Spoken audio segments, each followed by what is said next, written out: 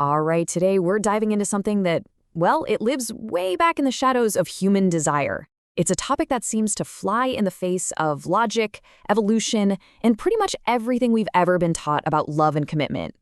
And that really gets us to the core mystery we're going to unpack.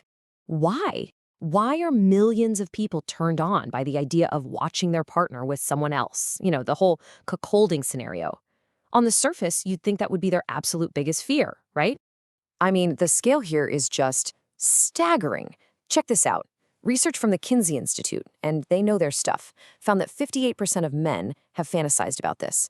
So yeah, this is not some tiny fringe niche. So let's be super clear. We're not talking about some obscure interest here. This is a full-blown mainstream psychological puzzle. And in this explainer, we're going to play detective. We'll follow the clues all the way from our evolutionary biology to modern tech and see if we can solve it. Okay, first things first, let's just look at the evidence. The numbers themselves tell a story that, honestly, most people find pretty shocking. It really shows you just how common this is. And look, it's not just men at 58%. A full third of women, 33%, are right there with them, sharing this fantasy. Now, to put that into perspective for you, these numbers suggest this might actually be more common than fantasies about, say, threesomes or even BDSM. And online, this whole thing is just exploding. In just one recent year, searches for swapping-related content shot up 170%. We're not talking about small little bumps here. These are total seismic shifts in what people are looking for. So, how in the world do we explain this? Well, our first clue comes from a place you probably wouldn't expect, our deep, deep evolutionary past. It kind of seems like our ancient biology is holding the key to a very modern fantasy. Believe it or not, it all boils down to something called sperm competition theory. Now, what's that? It's basically the idea that when females in our evolutionary past mated with multiple males, it kicked off this biological arms race. And that race has been shaping male bodies and brains for millions of years. And the biological evidence here is just fascinating. For instance, some research suggests the unique shape of the human penis might have evolved to, well, displace a rival's semen. Men's bodies can literally produce more competitive sperm when they just perceive competition. So for some people, this super ancient, deep-seated biological response to a rival gets wired directly to sexual arousal. Wild, right? And this plays out psychologically too. For the partner who's watching, seeing their significant other desired by someone else is powerful. It's like this ultimate social proof. As one person in a research study put it, it's like seeing your partner through totally fresh eyes again, and it can reignite a spark that maybe, has dimmed a little over time. But biology is only half the story here. The next piece of our puzzle is all in our heads. It's about the amazing, kind of weird ability of the human brain to take an emotion that should be terrifying and flip it into pure thrill. I mean, think about a roller coaster, right? You feel that drop in your stomach, that fear, but your brain relabels it as fun, as exhilaration. Well, erotic jealousy can work the exact same way.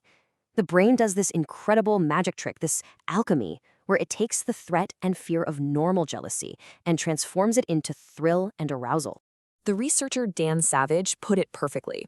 He said, our imaginations can basically take these emotions we're taught are bad, like shame or humiliation, and if the context is right, totally rewire them into something that's a huge source of pleasure. And then there's the complete opposite of jealousy. It's a concept called compersion. And what that is the genuine happiness a person feels from seeing their partner happy and fulfilled, even if it's with someone else.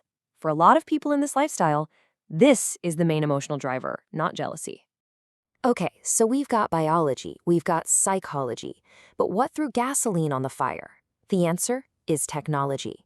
The internet took what was a very private, taboo thing and gave people the tools to turn it into a global phenomenon. You can actually see this cultural shift happening in real time if you look at the data. You see people moving away from older terms like swingers, and then this massive surge in searches for cuckolding. It shows a huge change in how people are even thinking about and framing their desires. The internet just changed everything. First, it gave people anonymity, so they could explore without shame. Then you have porn, which introduced the fantasy to millions and shaped what it looked like. And then came the online communities, which not only made it feel normal, but also gave people practical, real-world advice on how to actually do it. All right, now we get to the most counterintuitive, the most, wait, what part of this whole mystery? The idea that something that looks a lot like infidelity from the outside could actually make a relationship stronger. And here's the real kicker. The research consistently shows that far from being a sign that a relationship is broken, this practice often goes hand in hand with incredibly high levels of trust, satisfaction, and, this is the big one, communication. So why is that? Well, to make this work, couples have to be radically honest. I mean, talking about their deepest, darkest desires and fears. They have to become master negotiators. And by going through all of that together, they're essentially stress testing their relationship and building this incredibly resilient trust that most couples never even approach. So there you have it. We've solved the mystery. And the answer is, it's not just one thing. It's really a perfect storm of factors. You've got ancient biology, modern psychology, technology throwing fuel on the fire, a culture that's more open to new ideas, and, surprisingly, the potential for it to actually deepen a relationship. At the end of the day, the scientific consensus on this is pretty clear. You don't have to endorse it to understand it, but you do have to kind of set judgment aside. We're talking about consensual practices between adults that for a whole lot of people are a totally valid and healthy part of their lives. And that really leaves us with one final, pretty provocative thought to chew on. What if all our assumptions are just wrong? What if the one thing we're all taught to fear most in a relationship, bringing in someone else, could actually be the very key to making it stronger than ever?